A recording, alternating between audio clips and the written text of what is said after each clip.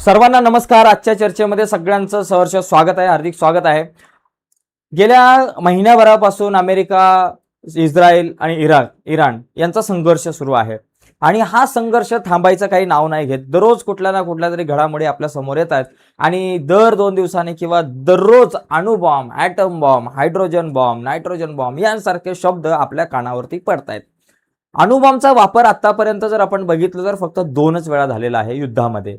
दुसऱ्या महायुद्धामध्ये हिरोशिमा या शहरावरती 3 ऑगस्ट 1945 रोजी अणुबॉम्ब टाकला होता आणि दुसराच अणुबॉम्ब 3 दिवसानंतर लगेच टाकला गेला होता नागासाकी याच जपानच्या एका शहरावरती.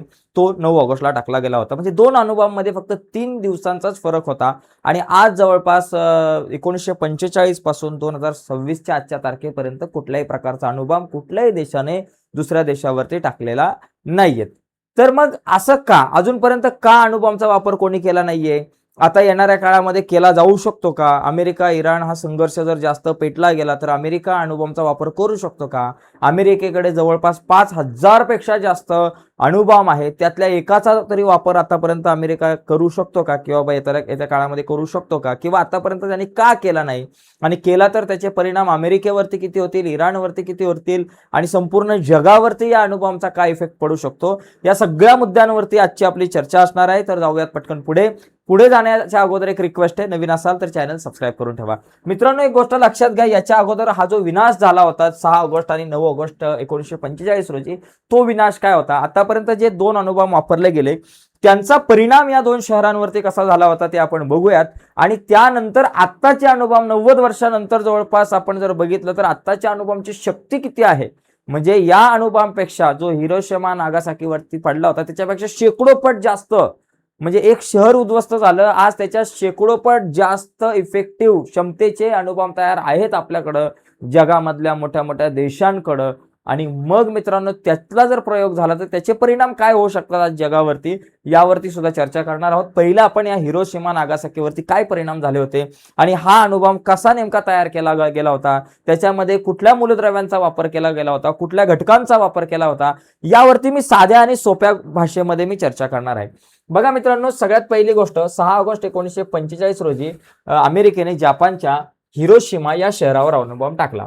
सुमारे या अणुबॉम्बमध्ये 70,000 ते 80,000 लोक तत्काळ त्या दिवशी, म्हणजे तत्काळ त्या काही दिवसामध्ये मरण पावले मित्रांनो. आणि काही महिन्यांमध्ये ही मृतांची संख्या 1,40,000 डबल झाली. असं का? ज्या दिवशी अणुबॉम्ब पडतो मित्रांनो त्या दिवशी तर कमीच लोक मरतात, कमी लोक मृत्युमुखी पडतात दुर्दैवाने. पण नंतरच्या काळामध्ये जर तुम्ही बघितलं, त्याच्या पुढचा जो काही काळ असतो, काही वर्ष खूप गंभीर असतात. आज जरी तुम्ही हिरोशिमा नागासाकीमध्ये गेलात तर आजही तिथल्या लोकांना जी काही मुलं होतात ते अपंग होतात. असं का होतं? म्हणजे आजही त्याचे इफेक्ट, जवळपास 90 वर्षापूर्वी पडलेला अणुबॉम्ब, त्याचे इफेक्ट आजही राहतात. कारण तुमच्या डीएनए वरती त्यामधून जे काही रेज बाहेर पडतात, त्या रेज जे आहेत ते तुमच्या डीएनए वरती इफेक्ट पडतात. आणि डीएनए हाच एक काम आहे की एका पिढीकडून दुसऱ्या पिढीकडे जाण्याचं काम डीएनए करतो. डीएनए मध्येच ते कोडिंग असतं की आपल्यासारखा दुसरा सजीव निर्माण करणं, डीएनए मध्ये कोडिंग असतं आणि त्या डीएनए वरती इम्पॅक्ट पडतात हे रे. त्याच्यामुळे पुढची पिढी जी आहे ती अपंग होण्याची शक्यता जास्त असते. त्यामुळे अजूनही आपण जर या शहरांमध्ये बघितलं तर ती पिढी अपंग आहे. म्हणजे याचेही जे परिणाम आहे ते खूप हजारो वर्षापर्यंत टिकून राहतात. त्याच्यात संपूर्ण शहर उद्ध्वस्त होतं. रेडिएशनमुळे अनेक लोकांना पुढील वर्षांमध्ये कॅन्सर सारखे आजार होऊ शकतात आणि स्फोटांच्या केंद्रकापासून साधारणतः 1.6 किलोमीटर त्रिज्याचा भाग पूर्णपणे नष्ट होतो. म्हणजे नष्ट झाला होता. त्या तिकडे जर बघितलं तर 1.6 किलोमीटरचा जो काही भाग आहे, तो जो सर्कल आहे, काहीच राहिलं नव्हतं मित्रांनो, काहीच नाही. कारण आग इतकी प्रचंड असते मित्रांनो, त्या आगीमध्ये सगळं काही खाक होतं. माणूस जो आहे, माणूस 3rd डिग्री टेम्परेचर, मी तो उभा आहे, एका सेकंदामध्ये मी तुम्हाला दिसणार पण नाहीये, हाडं सुद्धा दिसणार नाही, हाडांची सुद्धा राख होऊन जाईल एका सेकंदामध्ये.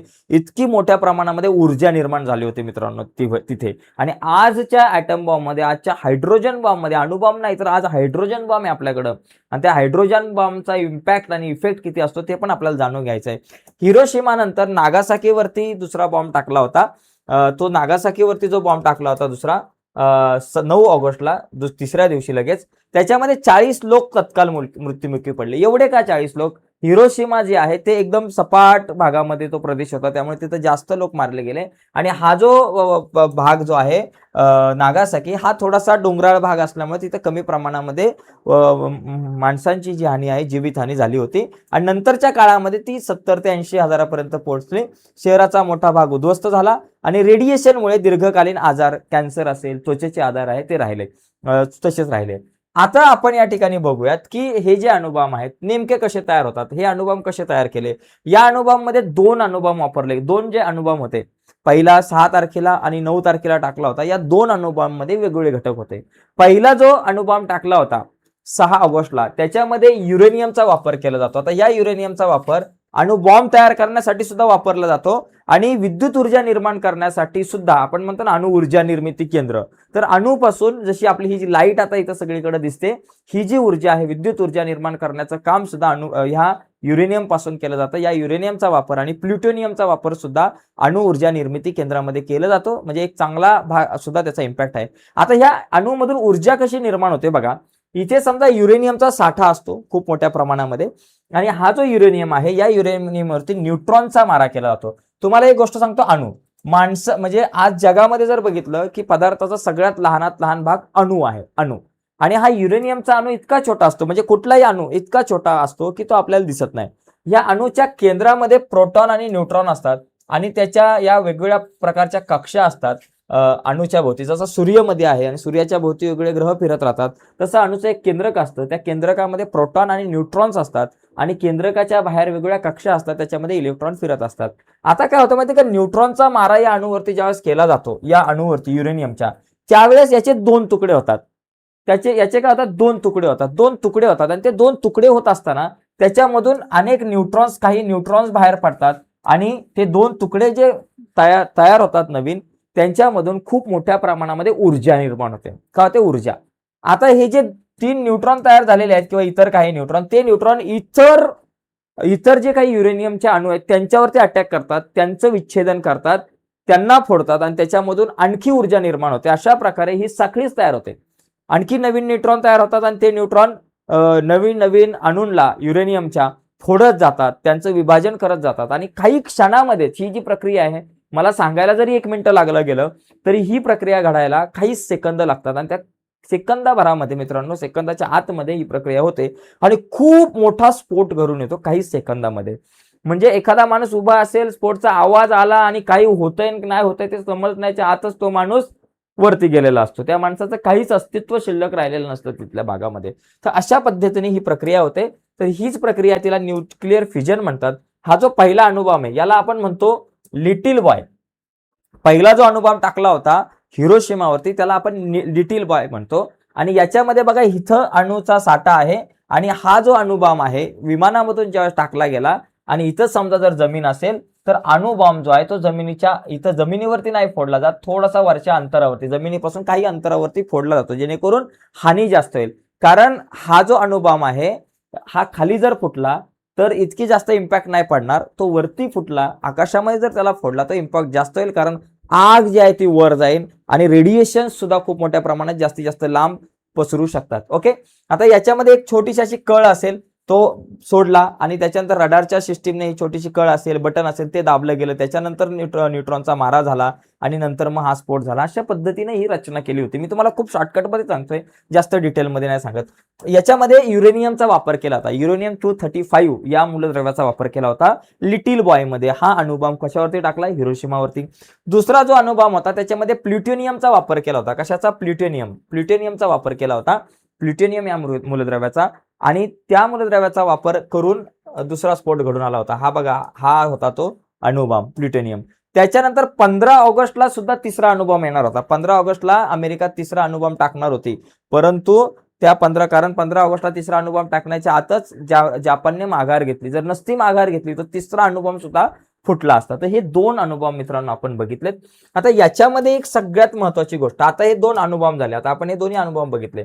याच्यानंतर आता सध्या नवीन एक बॉम्ब आहे. नवीन बॉम्ब म्हणजे अणुबॉम्ब पेक्षा सुद्धा घातक मोठ्या प्रमाणामध्ये, म्हणजे अणुबॉम्बने 5 किलोमीटरचा परिघ उद्ध्वस्त होऊ शकतो, तर या हायड्रोजन बॉम्बने 50 ते 60 किलोमीटरचा जो परिघ आहे तो पूर्णपणे उद्ध्वस्त होऊ शकतो. एखाद्या शहरावरती जर का हायड्रोजन बॉम्ब टाकला तर काही सेकंदात त्या शहराच्या जवळपास 15-20 किलोमीटरचा जो भाग आहे त्याच्यामध्ये एकही माणूस, एकही प्राणी, एकही इमारत अस्तित्वात राहणार नाही, काहीच नाही. क्षणामध्ये सगळं काही उद्ध्वस्त होऊ शकतो. तर हा हायड्रोजन बॉम्ब कसा होतो? आता बघा, तुम्ही जर बघितलं, आपण म्हटलं की जो काही युरेनियम आहे, युरेनियमला फोडलं जातं म्हणजे त्याचं विच्छेदन होतं आणि त्याच्या न्यूट्रॉनचा मारा युरेनियमवर केला जातो आणि तो फुटून त्याच्यातून मोठी एनर्जी बाहेर पडते, तो ॲटम बॉम्ब. पण हायड्रोजन बॉम्ब तो ॲटम बॉम्बचा बापच आहे. हा जर आपण बघितला तर याच्यामध्ये हायड्रोजन 3 प्रकारचे असतात. ओके, त्या 3 प्रकारच्या मध्ये 3 प्रकारचे हायड्रोजन आहे. हायड्रोजनची 3 समस्थानक आहेत. त्याच्यामध्ये बघा, ड्यूटेरियम आणि ट्रिशियम समजा हे 2 हायड्रोजन आहेत. तर हे 2 हायड्रोजन एकत्र येतात. या 2 हायड्रोजनला काय केलं जातं? एकत्र आणलं जातं. लक्षात घ्या, या 2 हायड्रोजनला एकत्र आणलं जातं. एकत्र आले, 2 हायड्रोजन एकत्र आले की त्याच्यापासून हेलियम तयार होतं. हेलियम तयार होतं.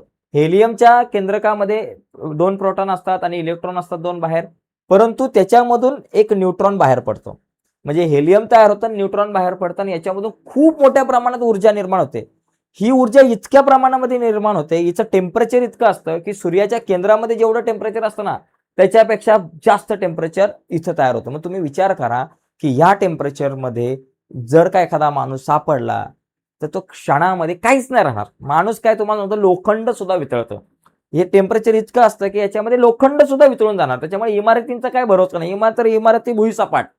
म्हणजे इतका जबरदस्त हा बॉम्ब आहे. आता याचे परिणाम काय होतील? समजा जर का आपण बघितलं की आपले जे हे 2 अणुबॉम्ब आतापर्यंत फोडले गेले, ते जे 2 अणुबॉम्ब हिरोशिमा नागासाकीवरती टाकले गेले, ते जर फटाका असतील, साधा फटाका असेल, तर हे सगळे ज्वालामुखी आहेत आताचे अणुबॉम्ब आणि हे खूप भयंकर आहे. याचे काय परिणाम होऊ शकतात यावरती आपण थोडीशी आता चर्चा करूयात की बघा काय परिणाम होऊ शकतात या अणुबॉम्बचे. पहिली गोष्ट, आजच्या अणुबॉम्बमध्ये प्रचंड शक्ती आहे. किती शक्ती आहे? आजचा एक हायड्रोजन बॉम्ब 1945च्या अणुबॉम्बपेक्षा 100 पटीने जास्त आहे. 100 पटीने. म्हणजे एका अणुबॉम्बने एक शहर उद्ध्वस्त केलं. इथं 100 शहर उद्ध्वस्त करायला लागले. एक राज्य पूर्णपणे उद्ध्वस्त होऊ शकतं. इतक्या कॅपॅसिटीचे हे आपल्या इतकी प्रचंड शक्ती असलेले अणुबॉम्ब आता तयार झालेले आहेत. सूर्य बघा, हे अणु सम्मिलन, फ्युजन म्हटलं ना की हायड्रोजन, 2 हायड्रोजन एकत्र येऊन हेलियम तयार झाला, एक न्यूट्रॉन बाहेर पडला, त्याच्यामधून खूप मोठ्या प्रमाणामध्ये ऊर्जा निर्माण झाली. तर या तंत्रज्ञानावर आधारित असल्यामुळे सूर्यासारखी उष्णता या ठिकाणी निर्माण होते. आणि आणखी एक गोष्ट, खूप दूरवरचा 100 किलोमीटरच्या एखाद्या माणसाने त्याच्याकडे जरी बघितलं, तिथून बाहेर असणाऱ्या ऊर्जेकडे, तर तो आंधळा होऊन जाईल. इतकी मोठ्या प्रमाणामध्ये ऊर्जा निर्माण होते. म्हणजे एक दुसरा सूर्यच तुम्ही पृथ्वीवरती निर्माण करता. मिनी सूर्य आपण म्हणतो, मिनी सन तुम्ही पृथ्वीवरती निर्माण करता. इतका घातक मित्रांनो हा आहे. आता एकाच वेळी अनेक लक्ष्य, म्हणजे एका क्षेपणास्त्राद्वारे एकाच वेळी 10 ते 15 वेगवेगळ्या शहरांवरती हल्ले करता येऊ शकतात. वेगवेगळ्या शहरावरती हल्ले. आता 1945ला एक विमान घेऊन गेलं, एका शहरावरती टाकला, पण इथं जवळपास 30 मिनिटांमध्ये मित्रांनो तुम्हाला ज्या शहरावरती टाकायचा त्या शहरामध्ये तो अणुबॉम्ब 30 मिनिटांमध्ये जाऊन पडू शकतो. आणि एका नाही तर एका टायमाला तुम्ही 10-15 वेगवेगळ्या शहरांवरती हल्ले करू शकतात. एका वेळेस जर का 10-15 शहरावरती हल्ले झाले तर ती 10-15 शहरं तर जाऊ द्या, पण त्याच्यासोबत संपूर्ण जग सुद्धा नष्ट व्हायच्या मार्गावर आहे. नेमकं का माहितीये का? ते पण सांगतो. अचूकता आणि वेग, म्हणजे जगात कुठेही अवघ्या 30 मिनिटांमध्ये अचूक मारा. जे लोकेशन सिलेक्ट कराल त्या लोकेशनवरती जाऊन तो ॲटम बॉम्ब पडणार आहे. बघा, आता एकदम डिटेलमध्ये थोडंसं आपण बघू.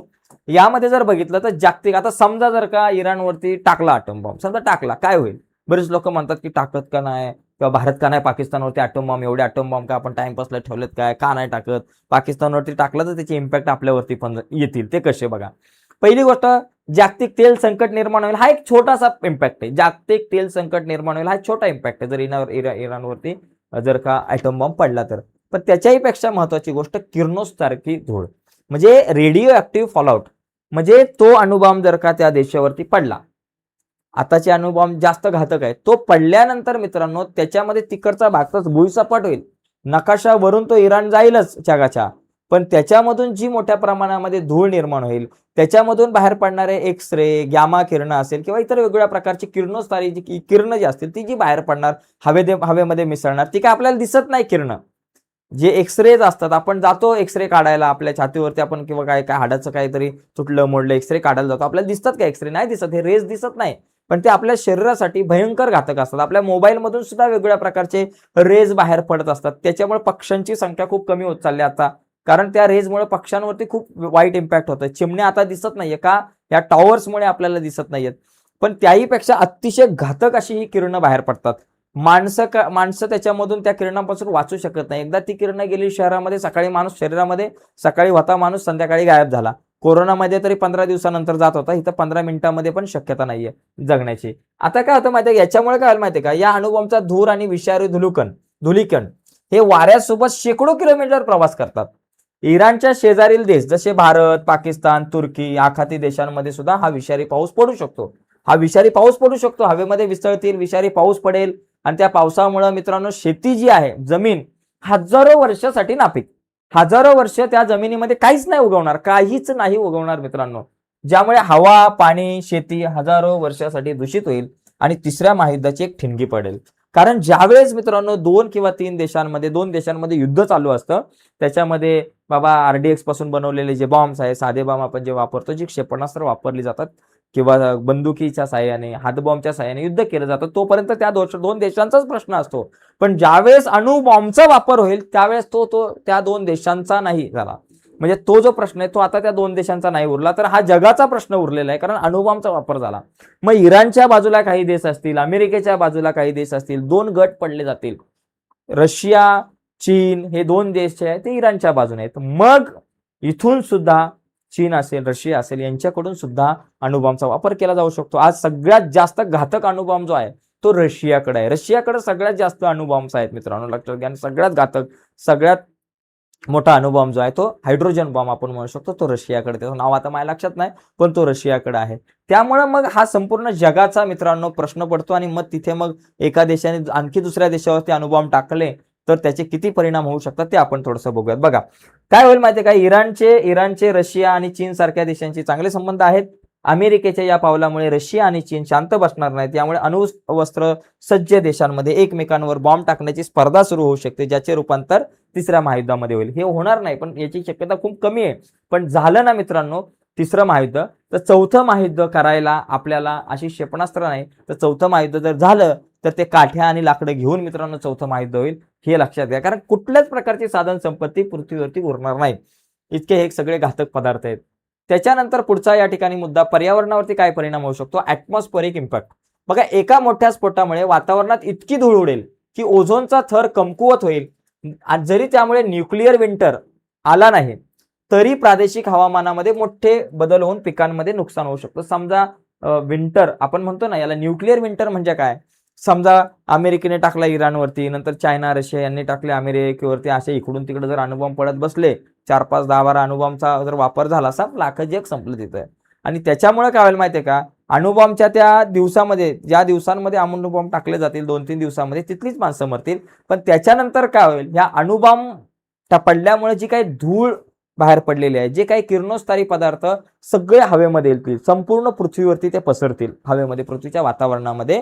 आणि सूर्याची किरणं जी पृथ्वीवरती पडतात ती पृथ्वीवरती पडणार नाही, ती रोखली जातील. आणि ती सूर्याची किरणं जर का पृथ्वीवरती नाही पोहोचली तर पृथ्वीचं जे तापमान आहे पृष्ठभागावरचं, ते अतिशय थंड होईल, अतिशय शीत होईल. याला आपण न्यूक्लिअर विंटर असं म्हणतो. आणि ते अतिशय शीत तापमान झालं कारण सूर्याची किरणं खूप महत्वाची असतात वनस्पतींच्या वाढीसाठी, नको ते कीटक मरण्यासाठी खूप गरजेची असतात सूर्याची किरणं. आणि ती किरणच नाही पोचल्यामुळे कुठल्याही प्रकारचं पीक होणार नाही, उपासमारीने माणसं मरतील, थंडीने माणसं मरतील. त्यामुळे पृथ्वीवरच्या जीवसृष्टीचं खूप मोठ्या प्रमाणामध्ये नुकसान होऊ शकतो, जीवसृष्टी नष्ट होऊ शकते मित्रांनो. जी माणसं बॉम्ब पासून वाचतील ती माणसं या सगळ्या प्रक्रियेमधून मरतील. कुठल्याही प्रकारचं नेटवर्क राहणार नाही, इंटरनेट सगळं बंद होईल, काहीच राहणार नाही मित्रांनो, सगळ्या गोष्टी तुमच्या बंद होऊन जातील. पूर्वीसारखं जीवन, पण ते जीवन नाही राहणार मित्रांनो, त्याच्यापेक्षा मेलेलं परवडेल अशा प्रकारची अवस्था माणसाची होईल. म्हणजे उठता लाथ आणि बसता बुक्की, म्हणजे इतके काही गंभीर परिणाम होऊ शकतात. जागतिक बाजारपेठेमध्ये मोठ्या प्रमाणामध्ये अन्नाची टंचाई निर्माण होऊ शकते. ओके, म्हणजे आंतरराष्ट्रीय व्यापार तर पूर्णपणे ठप्प राहणार आहे, कारण कुठल्याही प्रकारचे साधनं नसतील. प्रत्येक देशांमधली, मोठ्या देशांमधली साधनं जर का नष्ट झाली तर त्याला पूर्ववत आणायला खूप मोठी एनर्जी लावावी लागणार आहे.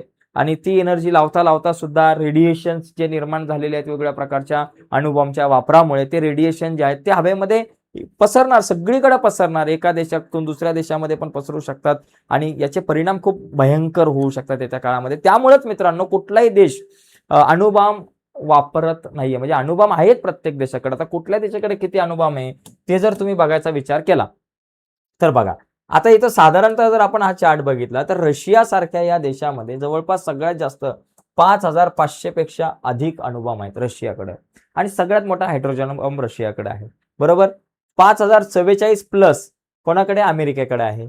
चीनकडे 600 पेक्षा अधिक आहे. फ्रान्सकडे 290 आहे. युनायटेड किंगडमकडे 225, भारताकडे 180, पाकिस्तानकडे 170, इस्रायलकडे 90 आणि उत्तर कोरियाकडे 50. इस्रायल म्हणते की आमच्याकडे नाही अणुबॉम्ब, परंतु 90 अणुबॉम्ब असल्याचा दावा आहे. आता हे सगळे जे अणुबॉम्ब आहेत हे बाबा समजा याच्यातले काही ऑफिशियल आकडे असतील, परंतु बऱ्याचदा आकडे लपवले जातात. रशिया म्हणते माझ्याकडे 5,500 प्लस आहे, कदाचित 10,000 पण असू शकतात. काय सांगता येणार नाही आहे. जास्त सुद्धा असू शकतात, कमी सुद्धा असू शकतात. हे अंदाजे आकडे म्हणजे एवढे अणुबॉम्ब आहेत. 2 अणुबॉम्बने जी वाट लावली मित्रांनो, त्याचे परिणाम आजही भोगावे लागतात. आजही तुम्ही हिरोशिमा नागासाकीमध्ये जर गेला तर तिथली जमीन आजही पिकासाठी चांगली नाहीये. आजही तिथे कुठल्याही प्रकारची पिकं होत नाहीये. आजही तिथे जन्माला येणारं प्रत्येक मूल अपंग होतंय. म्हणजे 90 वर्ष झाली त्या अणुबॉम्बला, आजही त्याचे इम्पॅक्ट पडतात. ते अणुबॉम्ब साधारण होते, फक्त फटाके होते, पण आज आपल्याकडे ज्वालामुखी आहे. आता एक ज्वालामुखी नाहीये तर हजारो ज्वालामुखी आहेत मित्रांनो. प्रत्येक जण म्हणतोय शांतता. आता यांच्यामध्ये किती मस्ती बघा. मोठ्या मोठ्या देशांमध्ये लय मस्ती. काय म्हणायचं? अमेरिका काय म्हणायचे? बाबा इराणला म्हणते तू अणुबॉम्ब तयार नको करू. भारताला पण म्हणायचे तू अणुबॉम्ब तयार नको करू. आणि स्वतः फार 5,000 आणि 6,000 अणुबॉम्ब पर्यंत पोहोचलाय. स्वतः अणुबॉम्ब चाचण्या करायच्या. म्हणजे स्वतः अणुबॉम्ब म्हणजे स्वतः सांगायचं की शांत राहा. लोकांना सांगायचं शांत राहा आणि आपण स्वतः काय करायचं? अशा प्रकारचे कार्यक्रम करत राहायचे. म्हणजे ही जी स्ट्रॅटर्जी आहे ना, तर ही स्ट्रॅटर्जी जी आहे मोठ्या मोठ्या राष्ट्रांची ती खूप गंभीर आहे त्या काळामध्ये. म्हणजे परशुराम काय म्हणतो की बाबा मला एक म्हणजे परशुरामासारखी भूमिका झाली मग यांची असं बघायला गेलं तर. म्हणजे शांतता राखण्यासाठी स्वतः शस्त्र हातामध्ये घ्यायचं सगळ्यांना शांत करण्यासाठी. तर हे खूप घातक आहे. तर अशा पद्धतीनं जर म्हणजे एवढं जरी सगळं असलं, एवढे जरी अणुबॉम्ब असले तरी कोणीही वापर करणार नाही. त्याची शक्यता खूप कमी आहे. 0 शक्यता आहे वापर करण्याची. पण हा जर अणुबॉम्ब जर का एखाद्या येड्या माणसाच्या हातामध्ये लागला तर तो जगाची पूर्ण वाट लावू शकतो. खरंच बघायला गेलं तर एकही अणुबॉम्ब नाही ठेवला पाहिजे. सगळे अणुबॉम्ब नष्ट केले पाहिजे. चुकून जर का एखाद्या आतंकवाद्यांच्या हाती लागला, माथेफिरूच्या हाती जर का अणुबॉम्बचं बटन आलं ना, तर काय होईल सांगता येत नाहीये मित्रांनो. ठीक आहे. तर आजच्या या चर्चेमध्ये आपण इथंच थांबूयात. इन्फॉर्मेटिव्ह जर का व्हिडिओ वाटले असेल तुम्हाला तर या व्हिडिओला लाईक करा. नवीन असाल तुम्ही आपल्या चॅनलवरती, युट्यूब चॅनलवरती आपल्या चॅनलला सबस्क्राईब करायला विसरू नका. तर आजच्या चर्चेत तिथेच थांबूयात. बाय. धन्यवाद.